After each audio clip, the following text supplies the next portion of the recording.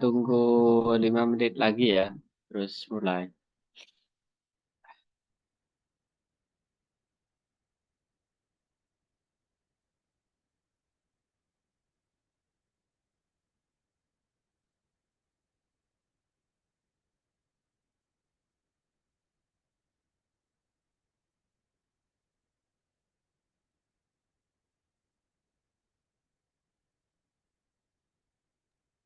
Ustadz Afwan, terakhir kita yang di bab ini ya Ustadz, yang dari sahabat Abu Hurairah itu ya Ustadz ya. Terakhir,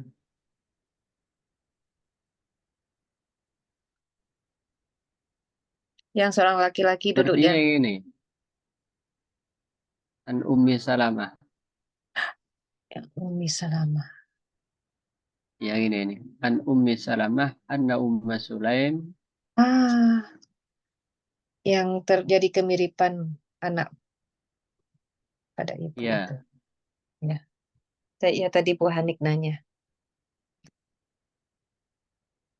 ya betul itu. Ya Ustadz.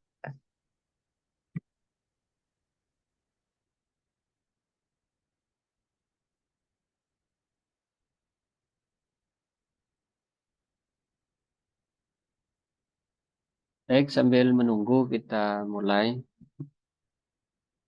Sebelumnya kita seperti biasa membaca surat Al-Fatihah.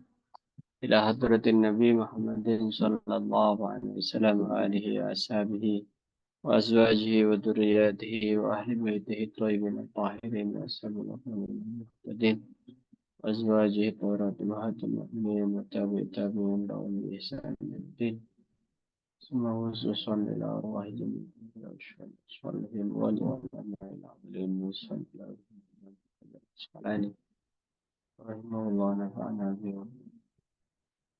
الفاتحة. أعوذ بالله من الشيطان الرجيم. بسم الله الرحمن الرحيم. الحمد لله رب العالمين الرحمن الرحيم مالك يوم الدين إياك نعبد وإياك نستعين اهدنا الصراط الذين أنعمت عليهم غير المغضوب عليهم ولا الضالين.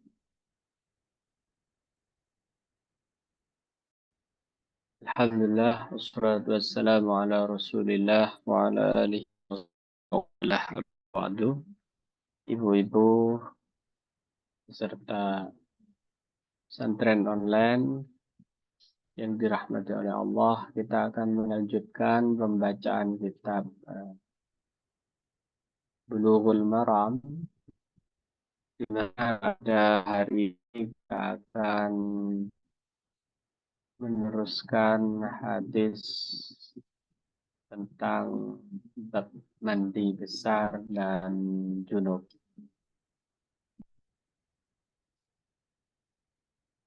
Qala al-musannif rahimahullah nafa'ana bihi wa bi ulumihi fid dharain amin. Ila qawlihi wa an Anas bin Malik, dan diriwayatkan dari sahabat Anas bin Malik.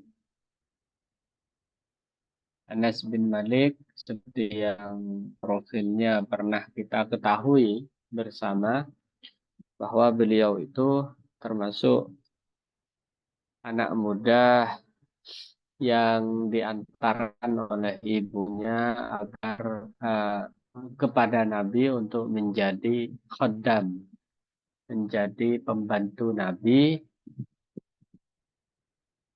dan beliau berkhidmah melayani Nabi selama 10 tahun.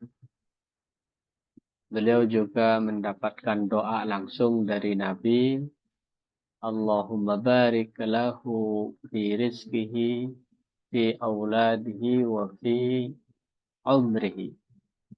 Jadi beliau itu diberkahi oleh Allah dalam umur, dalam harta, dan dalam keturunannya. Itu Anas bin Malik.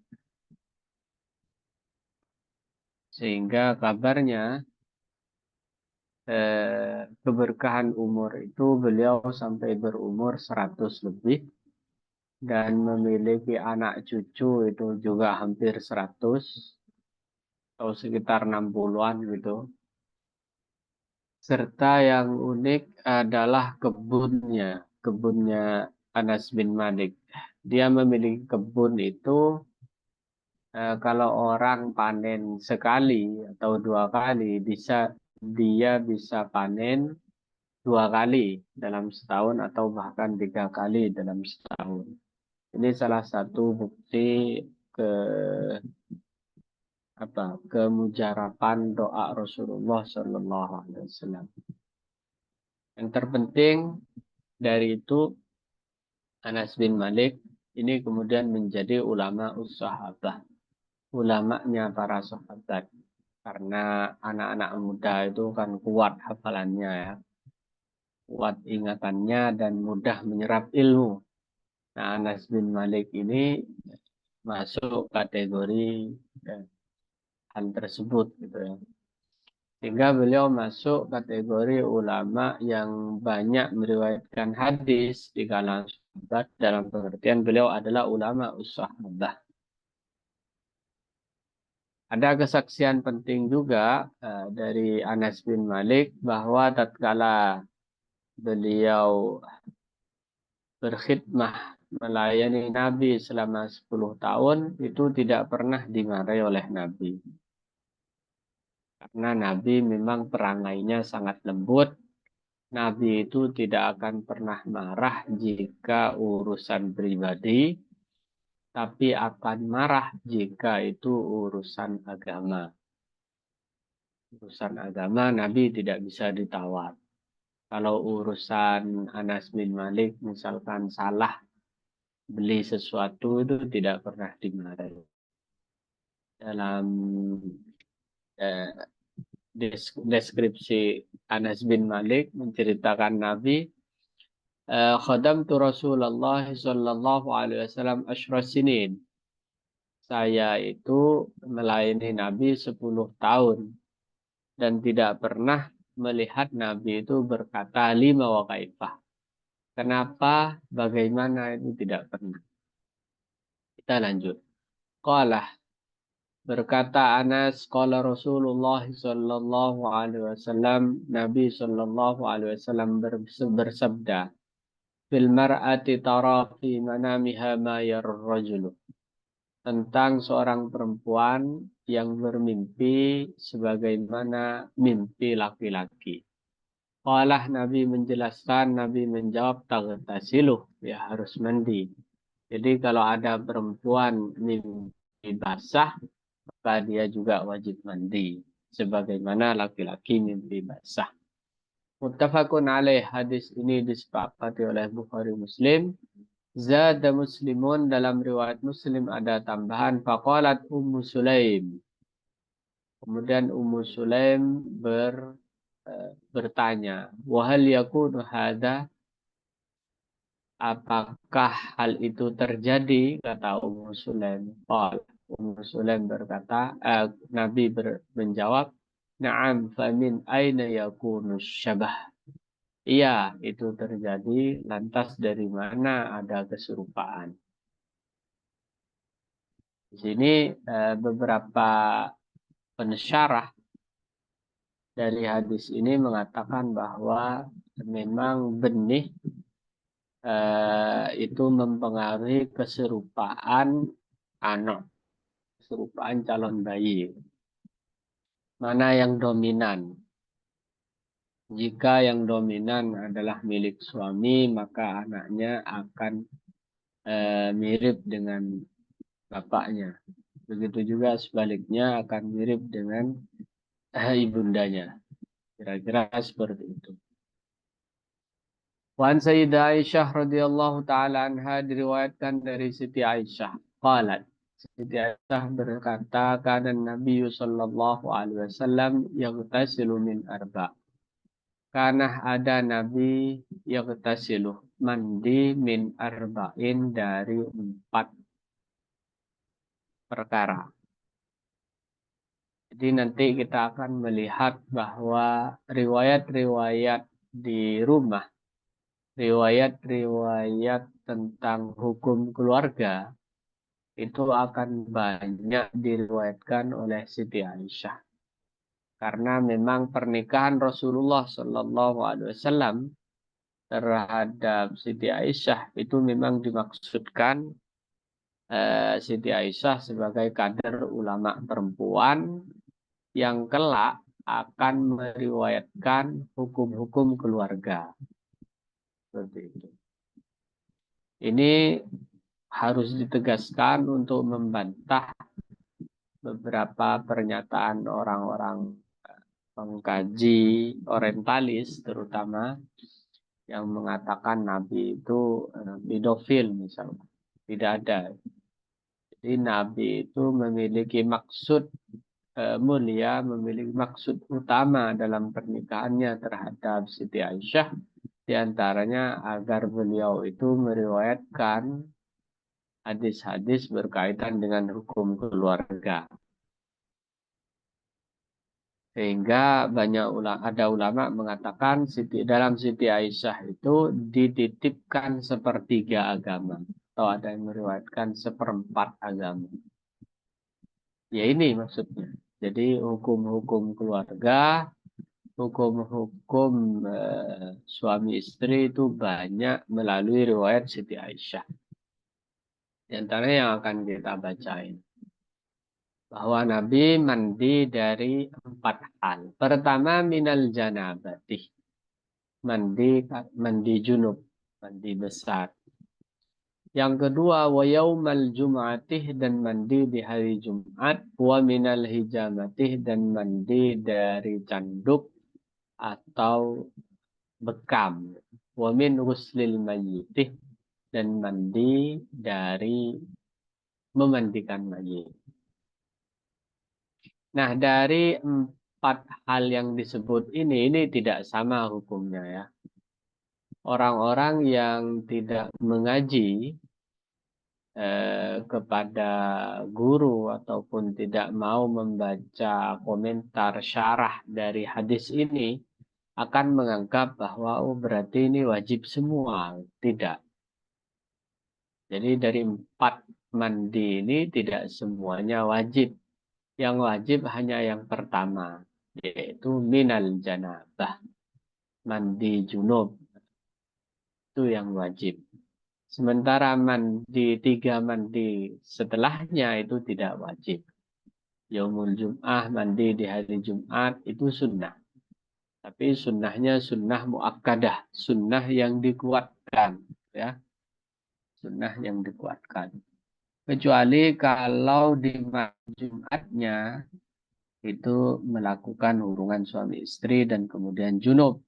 Berarti dia mengumpulkan antara wajib dan sunnah. Jadi pahalanya double. Dan ini sebenarnya yang sering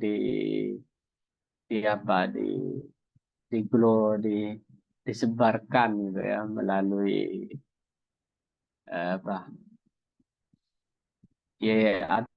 tersebar di tengah masyarakat bahwa malam Jumat itu malam yang baik untuk berhubungan suami istri.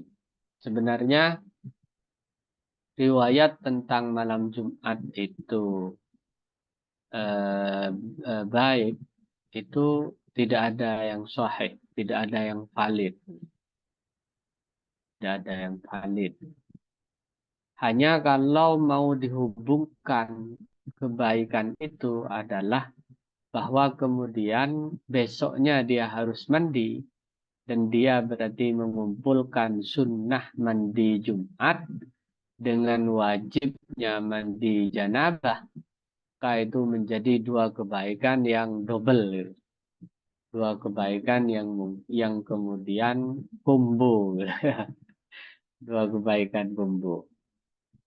Adapun riwayat-riwayat tentang malam Jumat itu semuanya tidak sahih, gitu ya. Tidak sahih. Ada riwayat ini dan juga ada riwayat memang yang menganjurkan dulunya mandi hari Jumat itu wajib dulunya. Sebelum kemudian dinasakh hukumnya, dihapus hukumnya bahwa itu sunnah, tidak lagi wajib. Karena ada hadis berbunyi begini, rahimallahu imra'an dhahaba ilal masjid yaumal jum'ah wa huwa yaghtasil. Jadi Allah merahmati katanya orang yang mandi di hari Jumat. Di syarah hadis ini juga dijelaskan kenapa hari Jumat menjadi sunnah muakkadah, sunnah yang dikuatkan karena di masa itu, di masa Islam belum masih fakir gitu ya, orang-orang Muslim masih terbatas secara ekonomi, itu memang jarang mandi, dan juga pakaiannya itu terbatas. Ada yang hanya punya 2 setel, 1 setel, 3 setel, terutama ahlus suffah itu bahkan punya 1 setel, setel baju, sehingga baunya lumayan, gitu ya, aroma yang tercium lumayan. Sehingga di hari Jumat, karena hari Jumat itu hari kumpul, hari di mana kaum muslimin semuanya berkumpul di masjid, maka disunahkan mandi, bahkan sunnahnya sunnah muakkadah seperti itu. Jadi riwayat-riwayat yang valid, yang sahih terkait dengan malam Jumat, itu sebenarnya jika dikaitkan dengan mandi hari Jumatnya, bukan karena hubungan suami istrinya. Tapi kalau kemudian malam Jumat itu berhubungan, maka dia mendapatkan 2 kebaikan.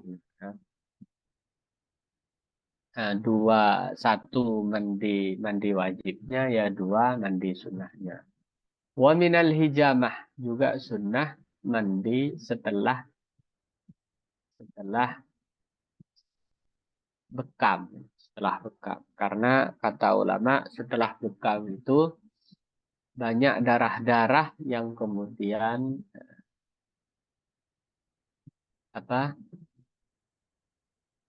menyebar seperti itu, di anggota tubuh yang luka, meskipun darahnya itu termasuk darah yang dimaafkan.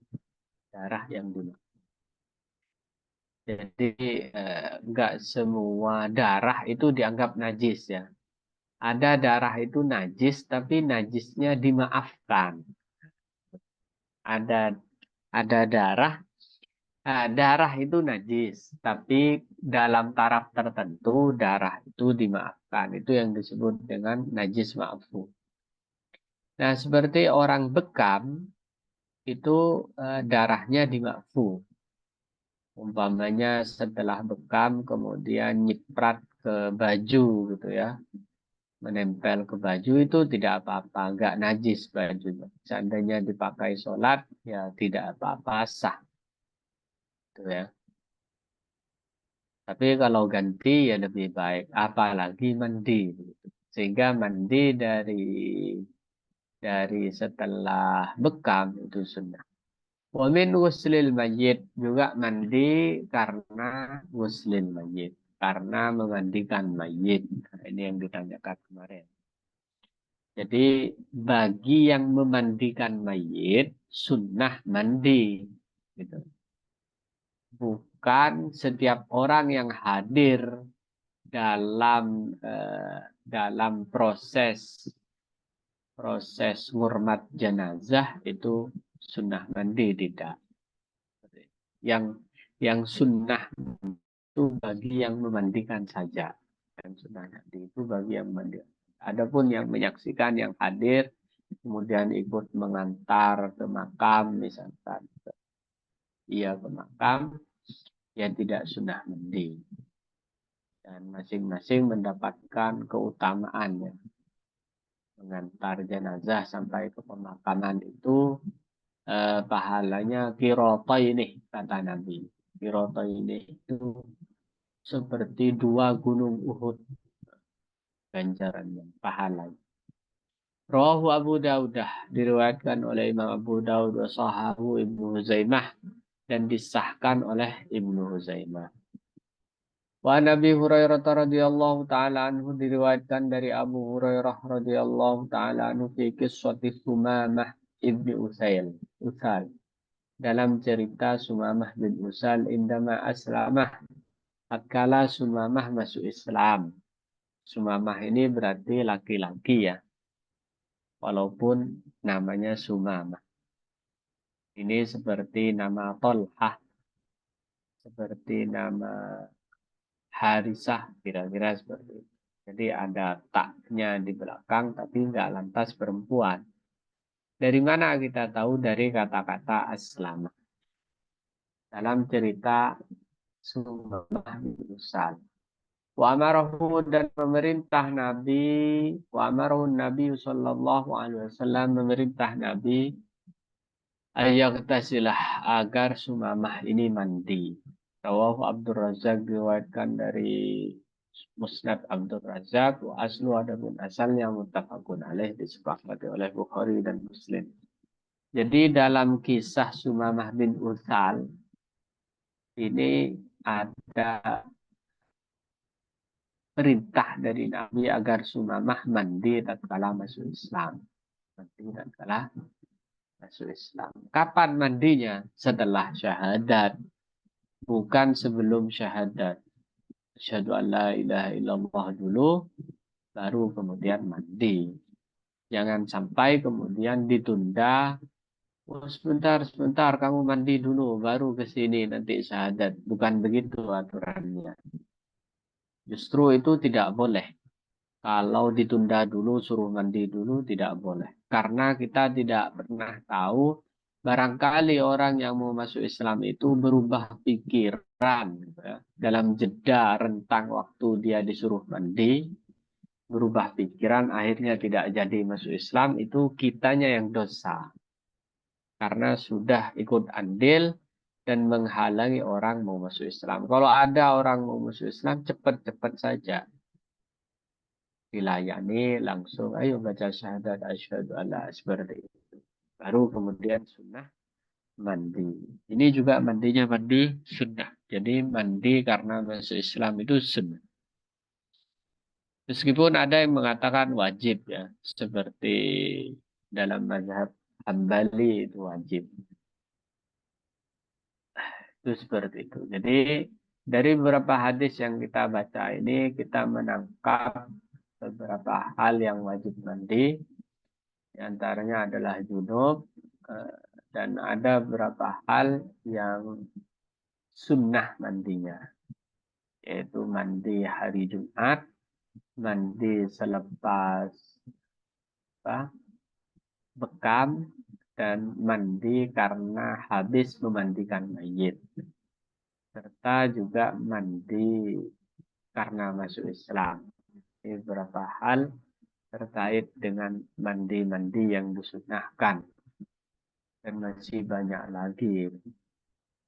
Seperti mandi mau umroh, kita nyampe di mana, di Tan'im misalkan, kalau orang Indonesia itu sunnah mandi, maupun tidak mandi ya minimal wudhu, kira begitu.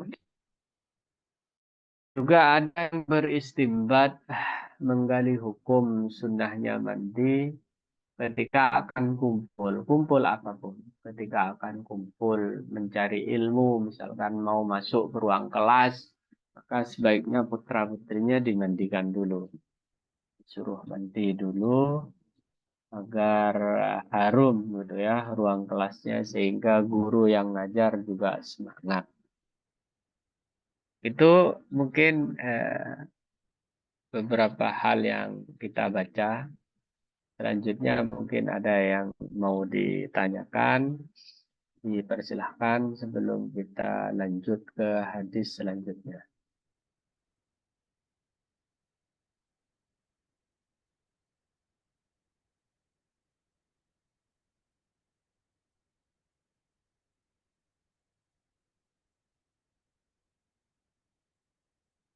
Monggo, Bu Nur Hajar, mungkin Bu Hanif, Bu Rika, Bu Yohana.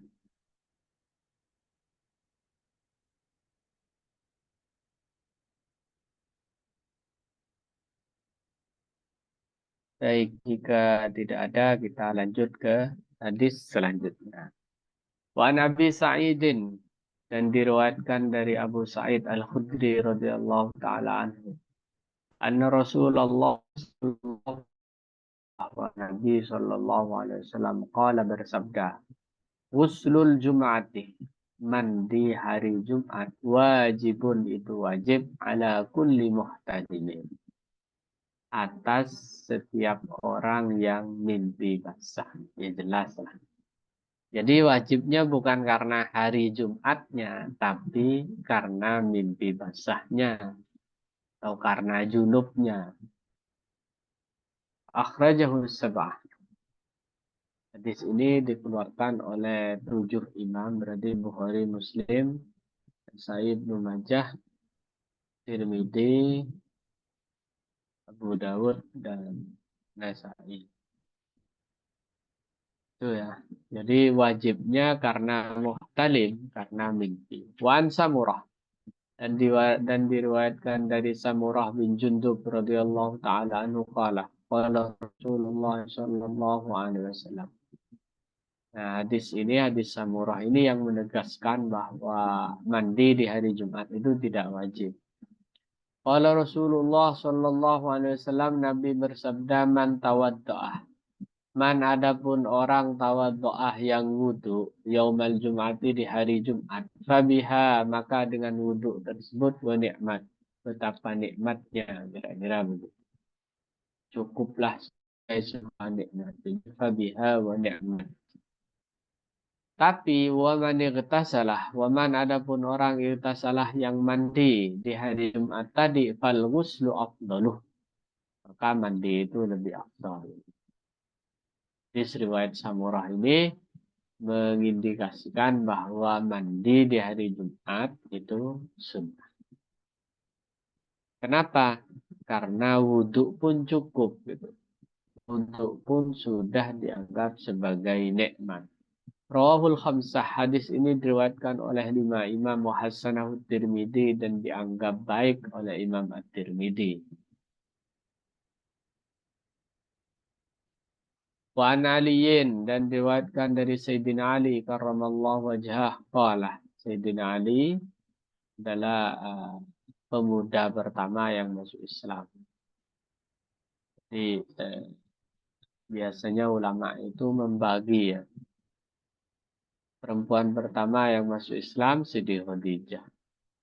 Lelaki pertama yang masuk Islam Sayyidina Abu Bakar misalkan.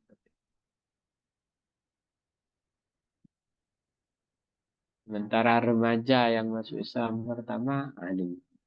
Dia anak muda sepupu Nabi yang kemudian menjadi pembela Nabi paling tangguh dan paling sabar. Itu Sayyidina Ali. Dia juga kemudian dinikahkan dengan putri Nabi Siti Fatimah Zahra.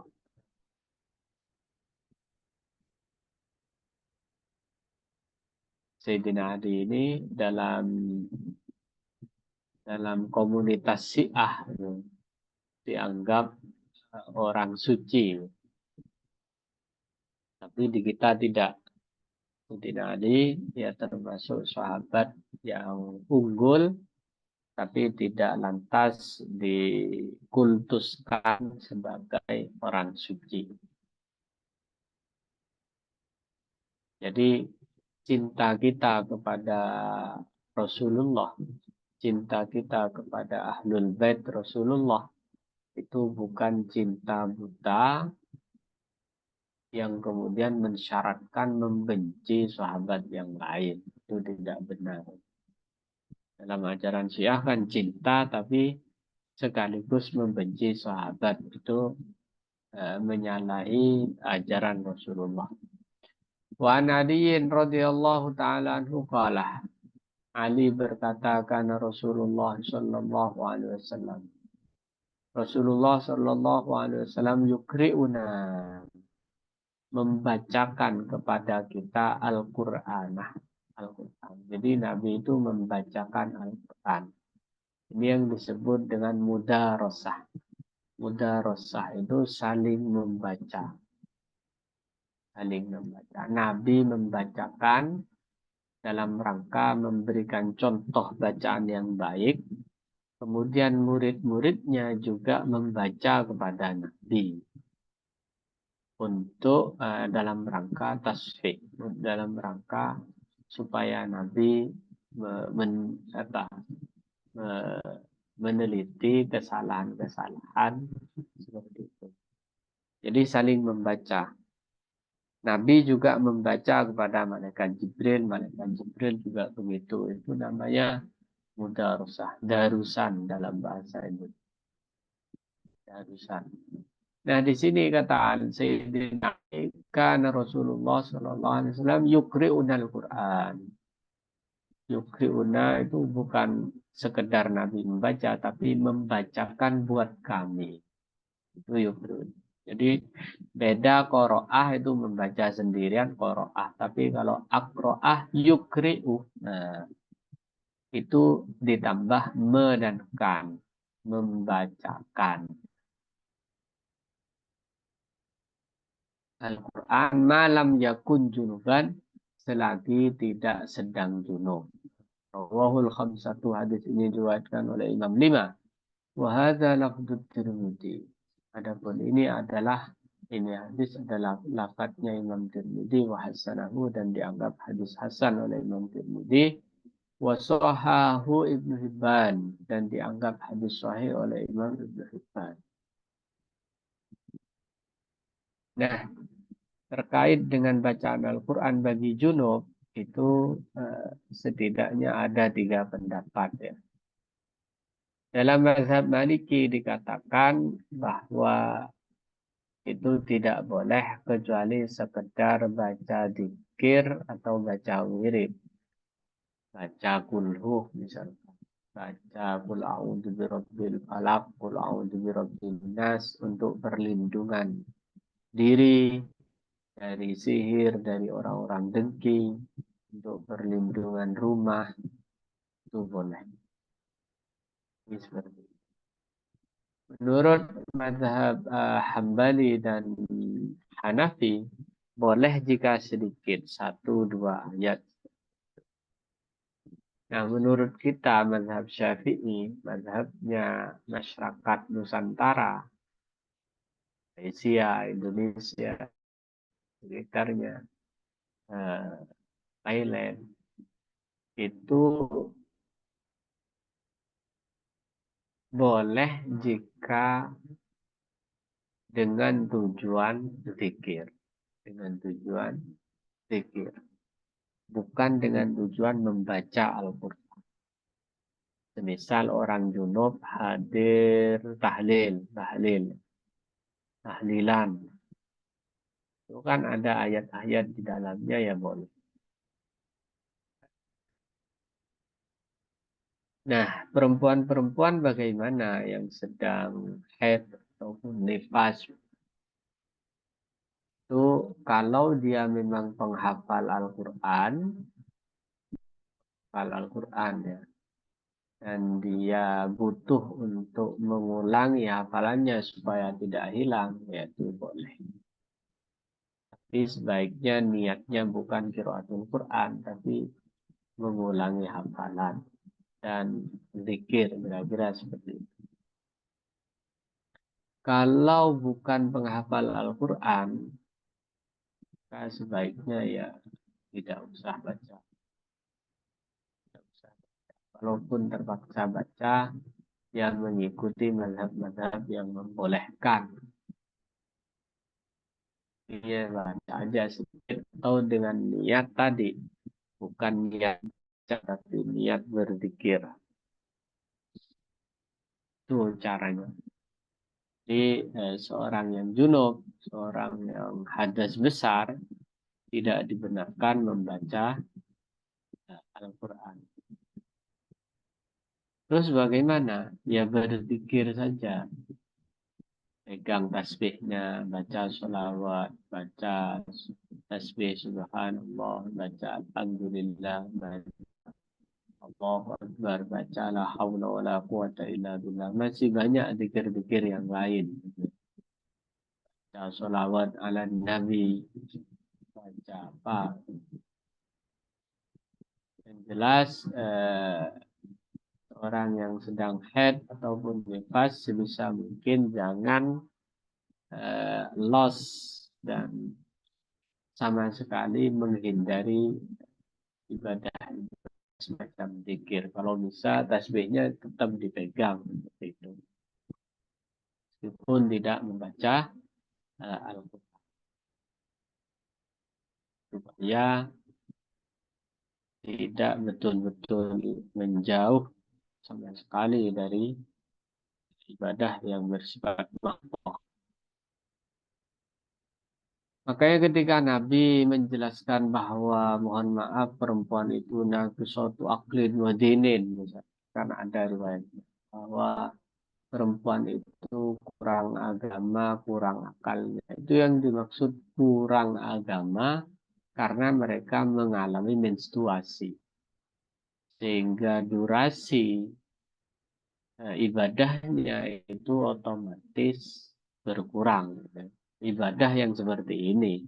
Kalau ibadah yang lain tetap terbuka, silaturahim, layani suami, ngopeni anak-anaknya, menyayangi anak-anaknya, itu kan ibadah semua. Tapi yang dimaksud dengan kurang agamanya itu kira-kira seperti itu. Nah, Siti Fatimah Zahra disebut al, al Al-Batul kan? Di antara julukan Fatimah Zahra itu selain Az-Zahra adalah Al-Batul. Dijuluki Al-Batul itu karena beliau gak pernah haid. Jadi ada perempuan-perempuan yang tidak pernah haid sehingga full gitu ya, ibadahnya itu full. Ibadah mahdohnya maksudnya. Full. Mungkin ini selanjutnya dipersilahkan jika ada yang perlu ditanyakan. Silahkan.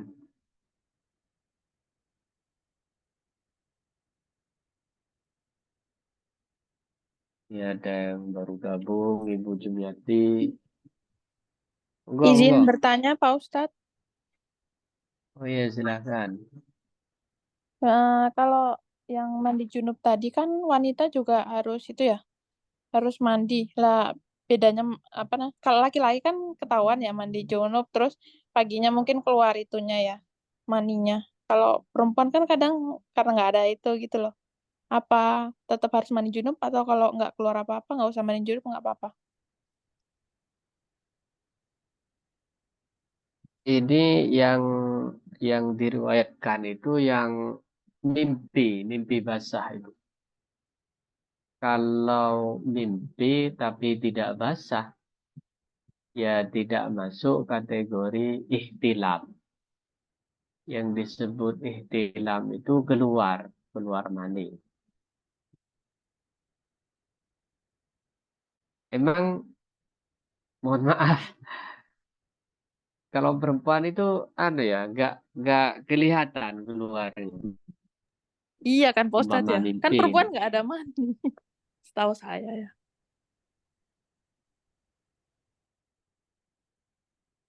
Mungkin bisa dibantu yang tahu biologi, medis. Apa benar seperti itu?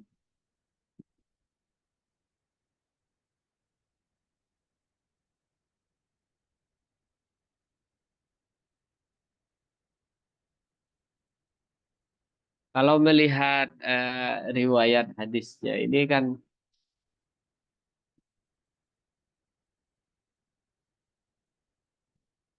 memang mimpi dan mimpi basah. Semuanya mengatakan dengan bahasa ihtilam ya. Yang tadi ihtilam. Nah,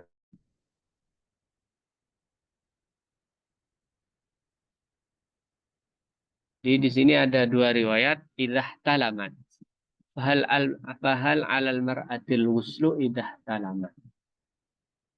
Apakah wajib atas perempuan mandi tatkala mimpi basah?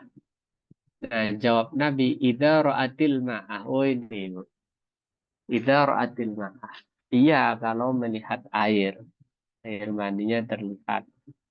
Kalau tidak, maka ya enggak berarti.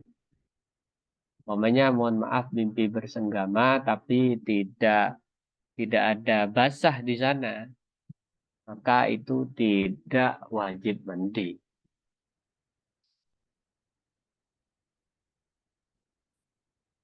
Berbeda dengan yang kemarin, Ibu. Kemarin sudah dijelaskan jika bersenggama dan berhubungan suami istri tapi tidak sampai keluar, umpamanya, tidak sampai keluar mani, namun sudah masuk capingnya, mohon maaf ya, maka itu sudah wajib mandi meskipun tidak keluar, meskipun tidak ada air mani di sana.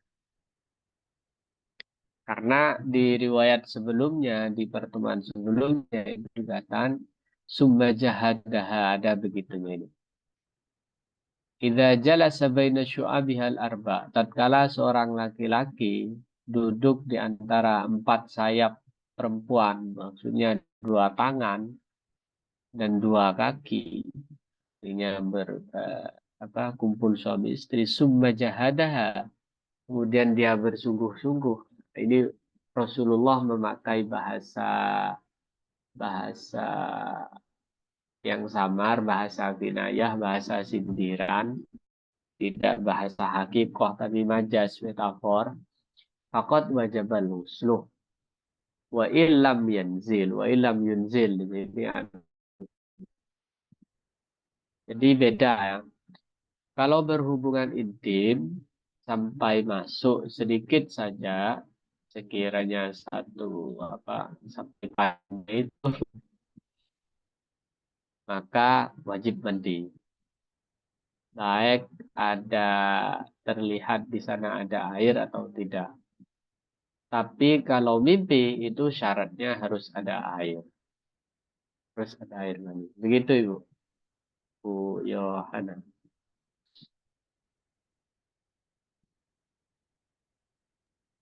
Baik, Ustaz, Silahkan terima yang kasih. lain. Ya, sama-sama. Monggo silakan yang lain, Anan yang baru bergabung ya.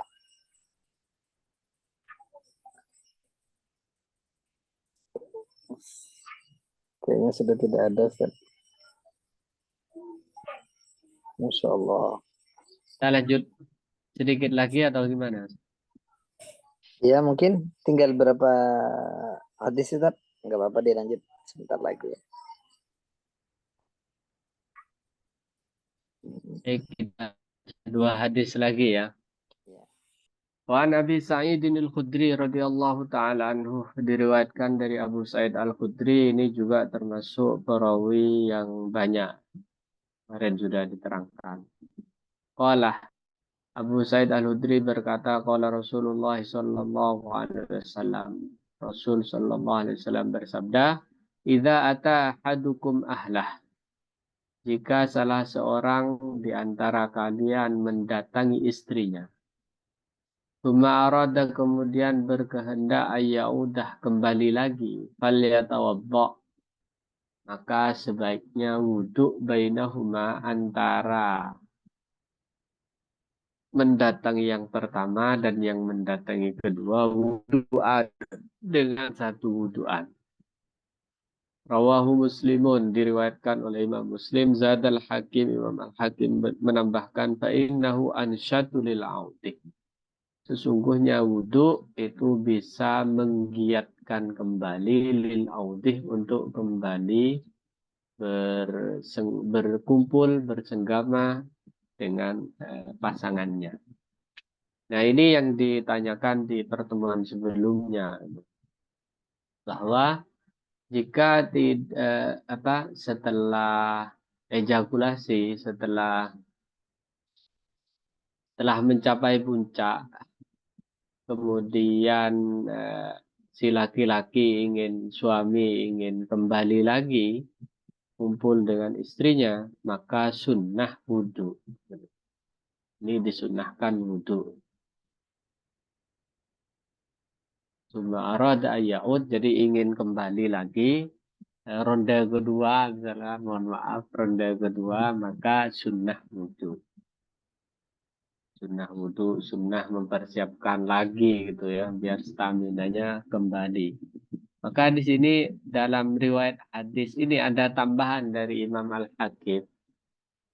Hadis riwayat Hakim ini di situ disampaikan ilahnya, disampaikan sebabnya. Kenapa sunnah? Kenapa sunnah wudhu? Fa'innahu ansyatu lil audah, lil audi. Bergairah kembali, membantu semangat lagi untuk kembali. Tuh. Nah, bagi yang tidak langsung mandi bagaimana? Umpamanya malam masih panjang, ingin lanjut tidur, bukan ingin lanjut ronde kedua, itu tetap sunnah wudhu. Nanti disebutkan di hadis setelahnya ini kalau tidak salah ya. Bahwa kenapa disunahkan wudhu, supaya saat tidur itu tidak tidur dalam keadaan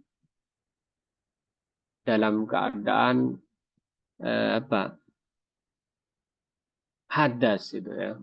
Ya minimal hadas kecilnya hilang, meskipun sebenarnya tidak gitu ya. Jadi dengan wudhu, jadi sebelum tidur, misalkan niat tidur setelah berhubungan intim ingin tidur, maka sunnah itu wudhu juga, meskipun tidak ingin kembali. Kenapa? Karena malaikat itu tidak masuk di dalam rumah yang ada orang junub belum mandi. Itu ada riwayat begitu. Jadi ada beberapa hal yang tidak dimasuki malaikat rumahnya, diantaranya kalau ada patung kan begitu. Ya, apa? Iya patung. Ada orang junub belum mandi. Kira-kira seperti itu. Sehingga setelah kumpul suami istri itu disunahkan mandi. Sunahkan mandi meskipun tidak dalam rangka ya udah, tidak dalam rangka balik lagi, tidak dalam rangka ronde kedua, itu tetap sunnah mandi. Sunnah mandi, sunnah wudhu jika tidak mau mandi langsung. Misalkan malam masih panjang, mau mandi dingin banget, nunggu besok subuh misalnya. Itu caranya. Wudhu dulu kemudian tidur. Supaya malaikat, kata ulama, tidak mau masuk ke dalam rumah tersebut. Walil arba'atih. Dan menurut 4 imam hadis, berarti Imam Ahmad, Imam Tirmidzi, Nasai, Ibnu Majah. An Sayyidah Aisyah, diriwayatkan dari Siti Aisyah radhiyallahu taala anha qalat, beliau berkata, kana Rasulullah sallallahu alaihi wasallam, Rasulullah sallallahu alaihi wasallam yanamu, tidur, wa huwa, dalam keadaan junubun, dalam keadaan junub, min ghairi ayyamas sama'an, dengan tanpa menyentuh air. Jadi Nabi langsung tidur. Nah, ini yang saya maksud tadi. Bagaimana riwayat-riwayat yang sensitif, riwayat-riwayat yang berkaitan dengan hukum keluarga, itu kemudian tidak mungkin diceritakan oleh orang lain selain Siti Aisyah. Contohnya seperti ini. Bahwa Nabi pernah tidur tanpa menyentuh air sedikit pun, dan dia dalam keadaan junub. Nah, Nabi, riwayat seperti ini menunjukkan kita bahwa tidak wudhu pun, tidak mandi langsung pun boleh. Jadi perbuatan Nabi itu adalah petunjuk buat kita bahwa itu boleh. Kalau Nabi setiap habis kumpul dengan istrinya langsung mandi, maka nanti itu kan bisa jadi memberatkan umatnya. Dengan adanya riwayat seperti ini, maka umat itu mendapat opsi, mendapat pilihan-pilihan, keringanan-keringanan, bahwa jika memang situasinya tidak memungkinkan mandi langsung, tidak memungkinkan minimal wudhu, nggak apa-apa juga sih langsung tidur gitu. Karena ada riwayat yang demikian. Saya kira seperti itu. Wahuwa ma'lulun. Dalam riwayat ini ada ilat, ada penyakitnya hadis. Ada penyakit dalam segi riwayat. Cuma bagaimanapun, kenapa hadis ini kemudian disebutkan oleh Imam Ibnu Hajar, ini dalam rangka bahwa hal itu boleh, meskipun makruh. Dan itu biasa, Nabi itu menjelaskan makruh itu harus bagi Nabi. Apabila Nabi pernah nggak kencing berdiri? Ya pernah gitu. Nabi pernah nggak apalagi itu yang makruh-makruh? Ya pernah. Nabi melakukan makruh. Kenapa Nabi melakukan makruh? Dalam rangka menjelaskan ke umatnya bahwa ini makruh loh gitu. Kalau Nabi nggak melakukan itu, ya nanti umatnya bingung. Jangan-jangan ini haram, padahal enggak, itu makruh. Kalau Nabi melakukan sekali, itu makruh. Nah, bahkan riwayat itu kan nanti di bab sholat itu ada Nabi itu pernah mengkodok subuh. Ya pernah gitu. Ketiduran. Di suatu perang, seluruh sahabat ketiduran sampai matahari, matahari muncul. Matahari terbit. Kemudian Nabi ngajak sahabat sholat. Untuk apa itu? Untuk menjelaskan kepada sahabat bahwa kalau ketiduran, ya segera dikodok. Dan itu tidak dosa. Jadi bagi Nabi, perilaku seperti ini bisa jadi wajib bagi Nabi. Kenapa wajibnya? Dari dilihat dari aspek bahwa itu penjelasan bagi kita umatnya. Jadi dari riwayat Sayyidah Aisyah ini, ya Nabi gak wudhu apalagi mandi. Wallahu a'lam. Monggo, silahkan yang mau ditanyakan.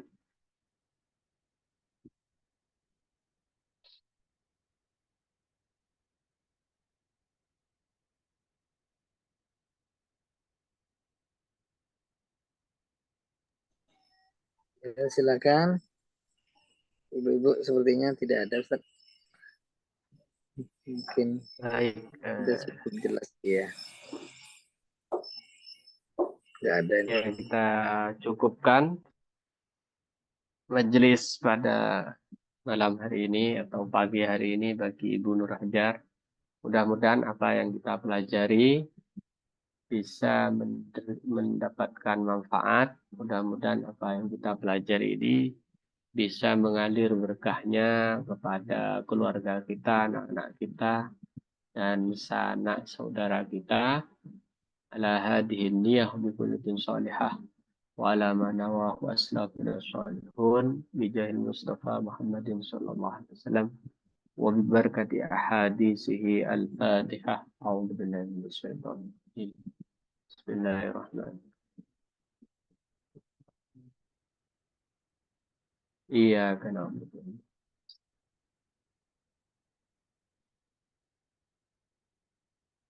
بسم الله الرحمن الرحيم الحمد لله رب العالمين حمدا يوافي نعمه مزيد يا ربنا لك الحمد كما ينبغي لجلال وجهك وعظيم سلطانك سبحانك لا نحصي ثناء عليك انت كما اثنيت صلى الله عليه وسلم بعدين صلاة تنجينا بها من جميع الاحوال والافات وتمنعنا من الحاجات والسيئات وترفعنا بها عند اعلى الدرجات وتبلغنا بها الصلاحيات من جميع الخيرات في الحياة بعد الموت. اللهم إنا نسألك ما سألك من عبدك نبيك محمد صلى الله عليه وسلم.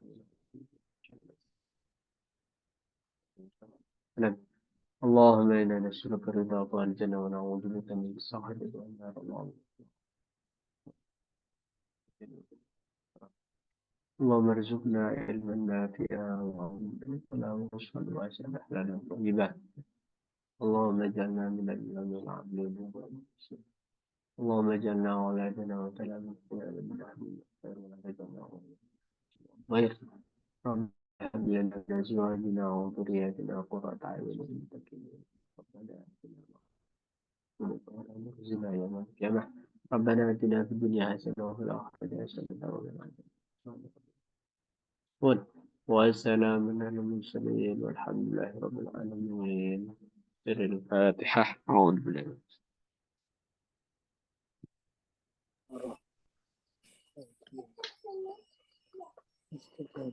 Kiranya cukup, kurang lebihnya mohon maaf. Assalamualaikum warahmatullahi wabarakatuh. Waalaikumsalam. Waalaikumsalam warahmatullahi wabarakatuh. Waalaikumsalam warahmatullahi wabarakatuh, Ustaz. Assalamualaikum. Assalamualaikum. Assalamualaikum.